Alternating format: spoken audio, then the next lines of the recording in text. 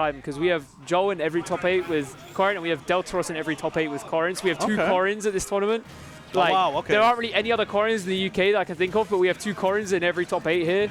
So fair enough. I feel people here are definitely on the pro Corrin wave. I think that makes sense, especially if there's 2 of them there and they're placing well. It's really funny seeing how the character has evolved because at the start of the game, everyone was like, this character's trash. Obviously, she got big buffs to stuff like her up air, but I think also the fact that she's inherently a swordy with pin, those 2 alone were like, she was always going to be good. Swordies are really, really good in ultimate in the first place. This is nasty. I mean, some of them, like, apart from Ike, but yeah, I think I'd agree that all the others are very good. But yeah, she's just, I don't know what it is that she's just evolved. I guess people just realized that, like, how to play her. Like, she just, I mean, she plays kind of the same as Smash 4 where she just basically spams frame traps and has really consistent kill windows. Like, she gets, like, you know, she can combo into Bear from like 5 different moves that will kill. She pin is pin, right? Like, it's just frame as well. It's such a she to me just is all about consistency, and I don't know. I honestly I don't know why it took people so long. I feel like she's. I think in my head she's more of an early game character, if anything. Do you know what I mean? Like, it's quite surprising for me seeing her. To see her so late in the game. Flourish later on in the game. Yeah. I think one thing that might put people off is the fact that she is kind of slow compared to, like, you know, the other Fire Emblem swordies. Well, not including Ike, she's slow, but like the only fast swordies. I mean, obviously, Mythra's fast in every capacity. Cloud has like fast movement stats, but his frame data is slow. Same with Roy, where he has. I mean, Roy has fast frame data stats, and his frame data is fast movement stats. Yeah. I meant fast movement stats. Frame data. Yeah, I mean, Cloud has fast movement stats, frame data is slow. Roy has fast movement stats, and his frame data is fast. But apart from that, like, I mean, Lucina's frame data is pretty good, but I think she handles quite similarly to Corrin. Okay, fair enough. I mean, I don't know. I mean, obviously, I don't know if you agree, but at least in terms of movement, like the gameplay is different, but the movement stats and the frame data as well to me is quite similar. Yeah. But and honestly, I feel like, especially pin, because of the utility pin gives and how quick it is and how like insta pin is frame 4, right? I think. I think the fastest, I think that's about roughly it. Oh, I remembered actually. A big development for Corrin, if you watch like Shadik and Neo, is as people have started doing footstalls out of shield in general, Corrin is footstall down or out of shield. Frame 4 option, suddenly like one of her biggest weaknesses is that you can hard mash on her shield. But if you watch Shadik and Neo, like you can't do unspaced errors on their shield because they'll just footstall down at you. And it's a frame 4 option, so it's like the very quick and reliable. And suddenly now her like one of her biggest weaknesses is kind of mitigated. You have to space on her shield instead. Shield. You start spacing on her shield. That's what she wants because she's a swordy, right? So that's fair. I think that's actually a big thing that's helped her evolution as a character. Fair enough. I mean, I'm still kind of skeptical, but it just obviously they've got like what three in the top 8. Or not top 8. Free in the top 8 of Genesis, Oh yeah, it was free, wasn't it? Because Spargo used Spargo used Corrin to get into top 8, and he used them in losers finals. So, oh my god, barely. I think that might have saved. I was convinced he was going to SD there. Like I thought he was going to miss a tech, or he was going to air dodge, or he was going to something or other. But miraculously staying alive there. Jole is actually like doing pretty solidly, but now Providence is fighting back. Ooh, the up air almost dies to it. DI was just about enough to avoid death. And hard calling out that card. That was a hard call out, Providence more than ready to just, to be honest, with pin there, you could just watch what they're going to do and you could just react. True. That's the power of pin. Yeah, it's really, really like the utility, the versatility of it is just, it's great. You can just jump, let go of it. Obviously kick in, kick out is not as... You wouldn't really use it, you'd probably just jump, but... Yeah. You do have that option. Do you think Lucina's better than Corrin? Because a lot of people, I think, now are putting Corrin above Lucina. Yeah, no, that's the thing. Like, I think it's just more so her ability to kill quickly. Recency bias. I think it's a bit of recency bias, but it's also her ability to kill very quickly. Like, compared to like Lucina, who requires a bit more edge guarding or hard callouts, shield breaks, that kind of thing. So Corrin is a bit more player friendly, I'd probably say, even though it doesn't sound intuitive because Lucina's very easy to play. But yeah, but Lucina's easy to play, but her cheese is like, it's like a neutral beat, do you know what I mean? Like, she's very honest, and her damage output isn't that high, you know what I mean? Like, it's kind of shock syndrome where like on paper they're really good, but the reward for neutral wins isn't actually that high on Lucina. Yeah, no, it's just a couple of hits. You're at max getting like 2, 3, 4 hits. But Corrin really, the character is just fantastic at pushing advantage state with all these frame traps. Yeah, no, I definitely agree. Especially if the character's floaty or if the character has bad frame data or, you know, anything like that.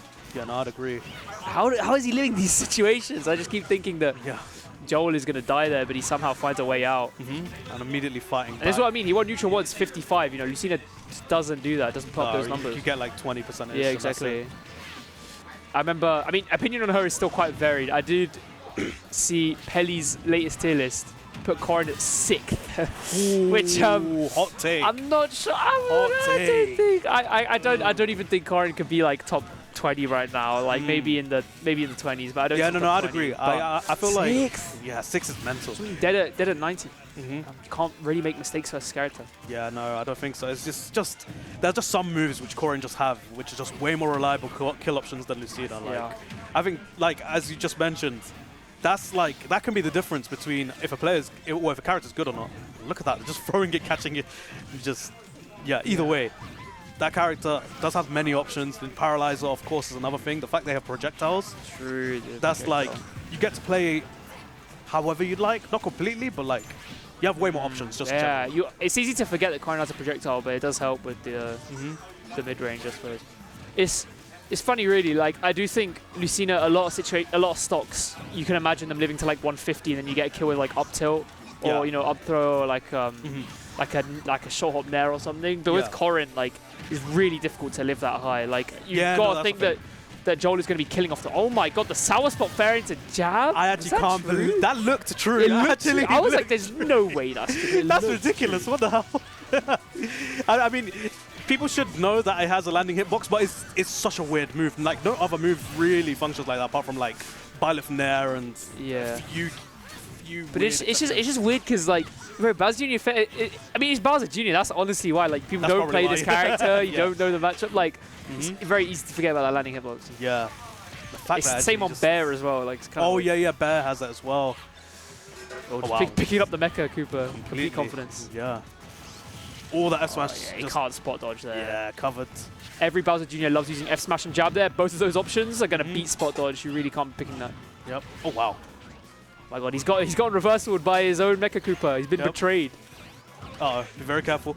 Ooh, just skims past. He's trying to two-frame, but we know that Bowser Jr. players love that reversal. He's got to play around that. Oh, that F smash, we saw it cooking. Gotta be very careful. Jole looking for a kill secured with a back air of some kind. Sharking with the up air, but he's in the corner again though. Yeah. All the Paralyzer's gonna buy him time. God. These guys just getting hit by each other's projectiles. Yeah.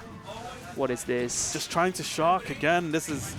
Ooh, how does he live that? He just re-grabbed ledge again. Yeah. He hasn't been punished for re-grabbing ledge once. Yeah, honestly, he's just been getting away with it. Wow, that back air way too late spacing. Again, using the Dragon's Breath. Ooh, this is so... Oh my god. Oh, down throw that essentially? No, not quite. Yeah. Has him in the corner now. He's going to do up air dodge past ledge, isn't he? Oh, he just throws it out. Still a reversal, but... Wow.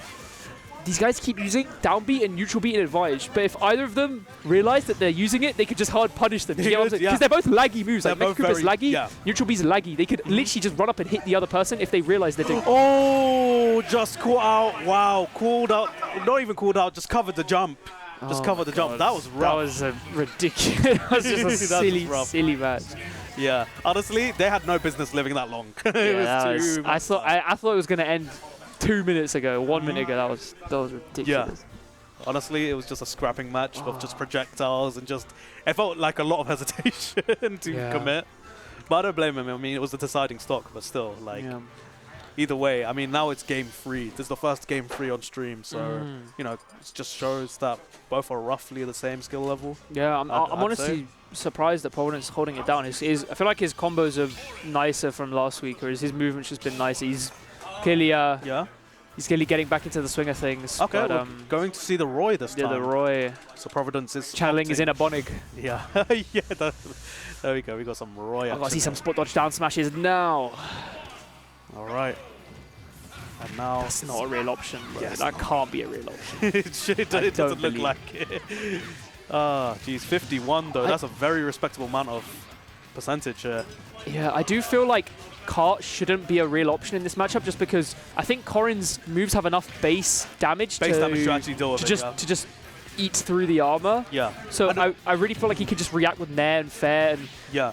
What's going on there? Ooh. Okay, still recovers. Thing with Corrin is she has viable aerials at all stages of the jump. So like you could just short hop and just react when they get close and press A. I feel like it ought to work. You know another thing as well, the fact that most of like forward air and Nair, they're both arcing from upwards down. They're always going to hit Bowser Jr. rather than the cart. So that's another reason. That's true. I didn't even think about that mechanic. Dude, I feel like I haven't heard that since like a trivia video from 2014 or something. Yeah, you know, like the super armor is mainly based on his cart. Yeah, it's really strange. Because you do more damage to the head. It's a multiplier. Exactly. Yeah. Or is it you do more damage to the head or less damage to the cart? I don't even know. God knows. That's like a question. What came first, the chicken or the egg? Yeah, true. I don't know what. I have no idea. I just know you do more damage to the head and less to the cart. Yeah. And that DI. Yeah. He died in on the up air in game 1 as well. I remember just dying too early. Like you can't be doing that. You have to DI away from that. It's a really tough one, but it's a strange move. But you've got to respect it. In a set as close as this is going to come down to those just singular interactions. That was a very. That is also an interaction, though. I think I have an opinion or two about the strength of that, but yeah. Goodness gracious! Now it's a huge. Oh, never mind. Not unable to get it. Look at that, being able to combo and follow up. Corrin's very good at being able to do that, just in general. Oh, the call out for the air dodge. Yeah. Punishing it. Waiting for the air dodge. Corrin, an excellent character at catching air dodges. Yeah, no, for sure. Very active moves, especially with the Nair. Yeah. All right, Jole is doing pretty well. Hasn't really got the kill quite yet, but yeah, now this is where you got to be careful. Oh, you really can't. Yes, you really can't neutral versus Bowser Jr. Like it's literally what I was saying last game, where they will jab there, they will F smash there. You have to be ready for that. You have to like wait on ledge and get up attack or like roll or just you really you can't. You can't chance it. Oh my god! Like what a swing. I mean, Joel's back in the lead now, but that really did change the momentum of this match. It's still roughly even, but now Jole finally got a footing back on, and now it's just a matter of building percent. But Providence has him in the corner. He's trying to wall. Yeah, that move is too laggy. You actually can't use it in neutral. You can't, especially even when running away. You saw how slow that was. Yeah, it's like Arc Fire, man. It's like 64 frames exactly what I was thinking of. 64 frames. Yep. And now it's just a matter of who's going to get the kill. It seems more likely that Jole will, but it just depends. Very I always dangerous. thought that would like break shield if he like came down and hammered or poke or something like that. I got terrified. And you know what? Like now it's going to be a very dangerous. That move is. Bowser butters hitbox. Oh my god. That move is good, bro. Why does it cover the ground? The body. Why this character's not even tall, bro. Oh, there we go. Sniped with the back air, caught the ledge, just jump off the ledge. That's crazy. Yeah, dude. You know, I'll be real. At the end, I saw a lot of like thought behind like both of them carting and pinning. Like we saw that Jole wasn't just mindlessly committing to the pin kick, as well as Providence was holding back on a cart, like spinning back in. But I think either way, Jole just managed to put him on ledge. And another thing, Providence was just letting go of ledge and jumping all the time. Like I really thought very common. I thought that Jole should have been more kind of clinical in his punishment of that option, because Jole was doing that. Providence was doing that every time, bro. He was double jump fair, up B past ledge. Like you're Corrin, you can literally just place a back air in that general area and it will work. Do you know what I mean? Exactly, like, So I'm just going to say this, Jole, you have a counter. Yes, you literally have a counter. I forgot about that. That move is strong. It's very strong. But the problem is, it goes upwards. So true. When you have him in the corner, back air will kill earlier than counter. Yeah, past 120, because forward air is quite strong, so it does make sense. That's